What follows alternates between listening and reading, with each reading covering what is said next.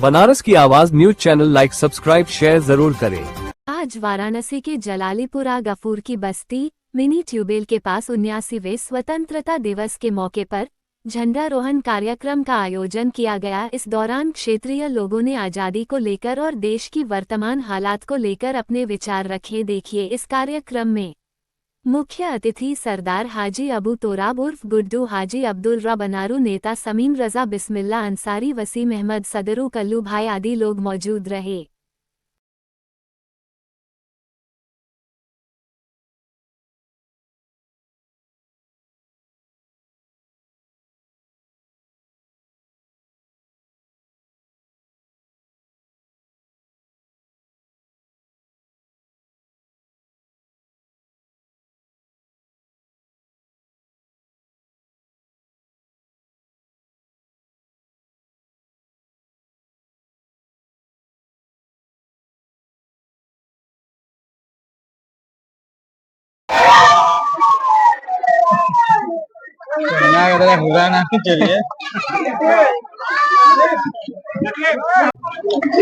अस्सलाम वालेकुम, मेरा नाम है मकबूल अहमद और आप देख रहे हैं बनारस की आवाज न्यूज चैनल। इस समय हम वाराणसी के जलालीपुरा में हैं और आज आजादी का जश्न मनाया जा रहा है।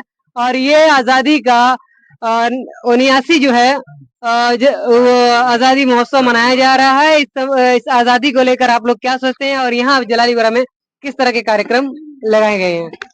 ये जलालीपुरा वो कलम जो है, ये गफूर बस्ती मोहल्ला जलालीपुरा गफूर बस्ती के नाम से एक आज़ादी का प्रोग्राम रखा गया है। ये आज़ादी जो है 79वां साल है। हम लोग जो है पूरे मोहल्ले के लोग जो है, आसपास के लोग जो है इसमें शिरकत हो गए हैं। हम आज़ादी के लिए वो कलम जो है में शामिल है। ठीक ठीक, और लोगों से यहाँ बात कर लेंगे कि किस तरह से सोचते हैं और आजादी को लेकर। और लोगों से यहाँ बात कर लेते हैं कि बिस्मिल्लाह भाई, आप एक सामाजिक कार्यकर्ता और बराबर हर आपदा हो चाहे अवसर हो, हर जगह आप रहते हैं। क्या कहेंगे आज किस तरह कार्यक्रम आज हुआ यहाँ पे? देखिए, ये 89वां साल चल रहा है यौम आज़ादी का हिंदुस्तान के लिए। जो वीर अब्दुल हमीद, भगत सिंह और लोहिया जी, ये जितने सारे लोग ने हिंदुस्तान को आजाद कराने के लिए बलिदान जो दिया है, आज हम लोग को उसी का सिला मिल रहा है कि आज हिंदुस्तान के अंदर हम लोग अमन चैन से सारे धर्म के लोग एक साथ उठते बैठते हैं। ऐसे में जिस तरह से देश आजादी मना रहा है, लेकिन देखा जाए तो कहीं न कहीं रोजगार से, बेरोजगारी से लोगों को आजादी नहीं मिली है, तानाशाही से आजादी नहीं मिली, तो इसको लेकर क्या कहना चाहेंगे? देखिए, जब से ये सरकार बदली, नई सरकारें आई, तो नई सरकार तो कुछ ना कुछ 5 साल तो अपना टाल मटोल करती रहती है। जहाँ तक रोजगार का बात है, बनारस का जितना बनारसी साड़ी उद्योग, जितना ये सब अच्छा आइटम चलता रहा, बनारस का डिजाइन सब कॉपी होके लगा सूरत में जाने। जब सूरत में जाने लगा तो यहाँ मंदी का असर आ गया। तो गवर्नमेंट को ध्यान देना चाहिए कि बनारसी साड़ी एक ऐसी साड़ी है जो नई नवेली दुल्हन भी शादी के लिए मौके पर पहनती है। उसका अगर ये बचाना, अगर बनारसी साड़ी को, तो कम से कम यहाँ बनारस वालों को सूरत वाले कॉपी ना करे। नहीं तो वरना जो बनारस का हाल इस वक्त जो चल रहा है, आदमी भुखमरी के कगार पर भी है। 15 अगस्त के मौके पर हम कहेंगे कि सरकार बहुत तरह की योजना सबको देती है। बुनकरों को कभी योजना ऐसा नहीं मिला कि जिनको उनके परिवार में राहत पहुंच जाए। बहुत है, एक आयुष्मान कार्ड निकल गया। जो आयुष्मान कार्ड है तो देखा जाए तो ऑपरेशन में काम आता है, अगर उससे हम दवा लेने चल जाए तो दवा नहीं मिलता है। गवर्नमेंट से मेरा ये कहना है कि कार्ड को ऐसा ही बनाया जाए कि मतलब जैसे आपका हर हॉस्पिटल में इलाज हो जा रहा है आयुष्मान कार्ड से, कोई जरूरी नहीं कि सरकारी में, प्राइवेट भी इलाज कर रहा है। तो दवाई की भी सुविधा बना दिया जाए कि कोई गरीब आदमी अगर जा रहा है 2000-3000 की दवा, तो वो कार्ड से मिल जाए। ऐसे में आजादी को लेकर जिस तरह कहा जा रहा है कि हर साल ये मनाया जाता है, हर अलग अलग तरीके से मनाया जाता है। और जिस तरह से देखा जाए कि भारत जब आजाद हुआ, आजादी के बाद जितनी भी पार्टियां आई, तो अभी तक ऐसी कोई पार्टियां नहीं थी जो चौतरफा विकास करे।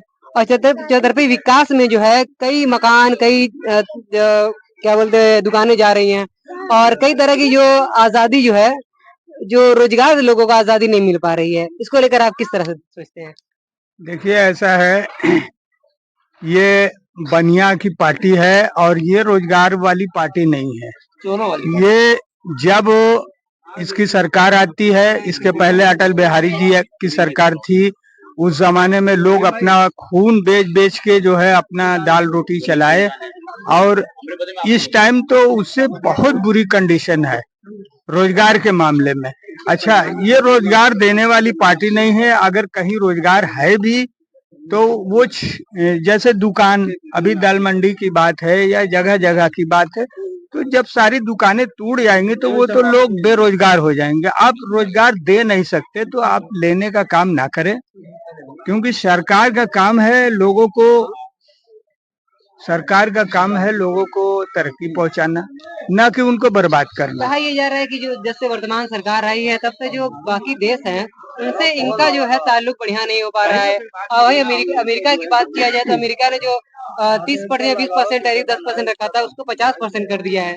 उसको लेकर किस तरह से देखते हैं आप? देखिए ऐसा है कि एक संगठन बना था जिसका नाम था, बताइए। एक संगठन बना है पूरे वर्ल्ड में जिसमें खास तौर से एशिया के देश हैं, उसका नाम है ब्रिक्स। वो ब्रिक्स जो नोट है वो डॉलर के बदले में है, और वो उसमें बी से ब्राजील, ई से इंडिया, रे से रूस, आर से रूस, सी से चाइना, ये चारों देश बड़े बड़े जो हैं इसके मेंबर हैं। और यहाँ पे वो नोट जारी होना चाहिए। मनमोहन सिंह ने इसको स्टार्ट किया था, मगर अभी मोदी जी उसको ढंग से कर नहीं पाए। इधर उधर आ रहे हैं, जा रहे हैं, मन लगा के ये काम हो नहीं रहा है। ये जो दावा था कि हमारा सबसे अच्छा रिश्ता है, हर जगह मोदी जी का डंका बज रहा है, लेकिन क्या डंका वाकई में नहीं बज रहा है? ऐसी कुछ बात है? डंका तो पूरे वर्ल्ड में इनका बज नहीं रहा है, मीडिया पे डंका ज्यादा बज रहा है। हकीकत में जितने अगल बगल के, जैसे चाइना हुआ, भूटान हुआ, पाकिस्तान हुआ, श्रीलंका हुआ, नेपाल हुआ, जितने भी अगल बगल के हमारे देश हैं सबसे रिश्ता खराब है। पहले होता क्या था, सारों से रिश्ता अच्छा था, बॉर्डर से माल आता जाता था, लेन देन होता था। आज वो चीज नहीं है, सारे रिश्ते खत्म है। और अभी अमेरिका वाला जो एक पागल है जिसका नाम ट्रम्प है, मोदी जी को ऐसे कुर्सी पर बैठा करके और पीछे खड़ा होकर के उसने जो है सामान बेचने का प्रयास किया, वो सड़ा सामान जो कि कोई लेता नहीं है। वो F-35 के नाम से एक जहाज है, वो जबरदस्ती मरना चाहता है। S-400 उसका भी उसका जो पेट्रियट डिफेंस सिस्टम है वो भी बेकार है। एक और सिस्टम है उसके पास, बहुत नामी है, जिसमें 100 आदमी लगते हैं, उसका नाम है थार्ड। वो थार्ड सिस्टम भी थार्ड से खड़ा है। पूरा बेड़ा का बेड़ा मारा जा रहा है। वो सारा सामान इंडिया के बेचने के लिए परेशान है, सिर्फ सारा सामान बेच करके यहाँ के नोट लेना चाहता है। हम मोदी जी से ये गुजारिश करते हैं कि अमेरिका का कोई भी सामान न ले, और अगर देश आजाद है तो आजादी की तरह हो, ना कि हम अमेरिका की गुलामी करें। उसका जितना भी सामान है, अगर वो हमारे ऊपर टैरिफ लगा रहा है, कह रहा है कि अभी 50, कभी शाम को कहेगा कि 75, फिर कहेगा कि 100। अभी मोदी जी 30 तारीख को चाइना जाने वाले, हो सकता है 500% लगा दे, तो वो 500 नहीं, वो 1000 लगा दे। मगर हमारे भारत के मोदी जी को चाहिए, जो यहाँ से राइस चावल जाता है बासमती, और भी बहुत सी चीजें यहाँ से जाती है इंडिया से अमेरिका के अंदर, उसको भेजना बंद कर दें, वहां ना भेजे, और छोटे छोटे मुल्कों में भेजे, पैसा मंगाए। अमेरिका से बंद कर दे, और उसका जो सारा सामान है, जैसे कोका कोला, एप्पल की मोबाइल, ये सब सारी चीजें, ये सब लेना बंद कर दे। लेकिन मोदी जी कह रहे हैं कि उनका अमेरिका से और ट्रम्प से बड़ी अच्छी दोस्ती है।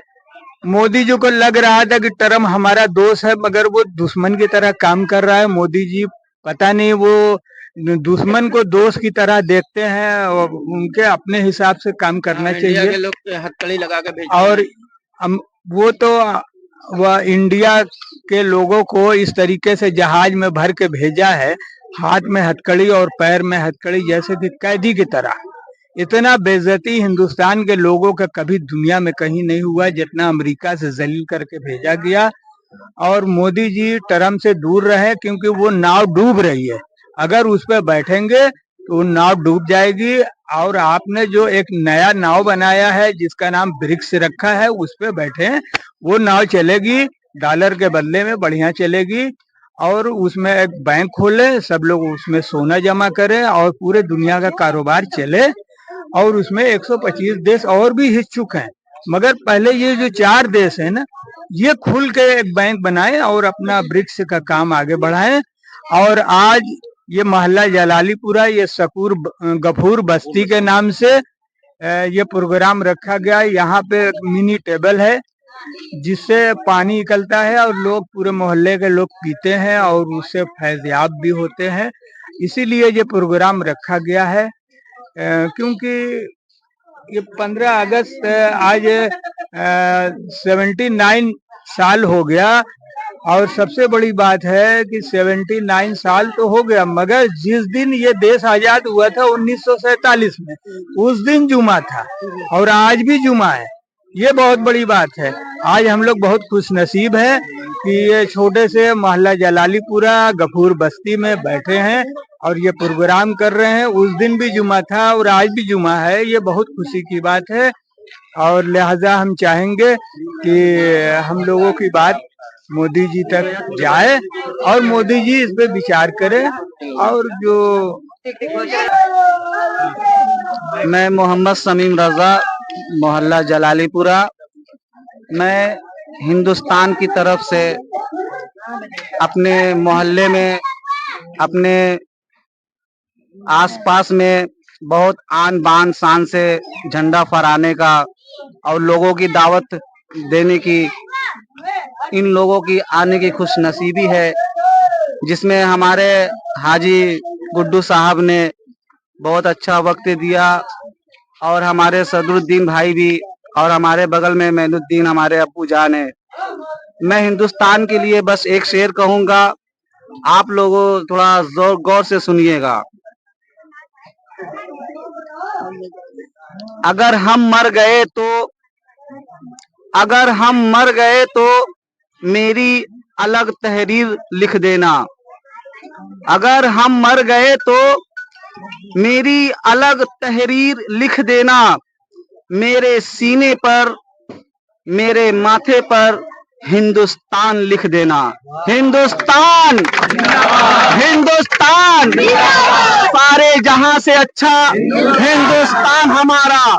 हम बुलबुले हैं इसकी, ये गुलदस्ता हमारा, सारे जहां से अच्छा। बस इसी बात पर हम अपनी बात खत्म करते हैं। अस्सलामु अलैकुम।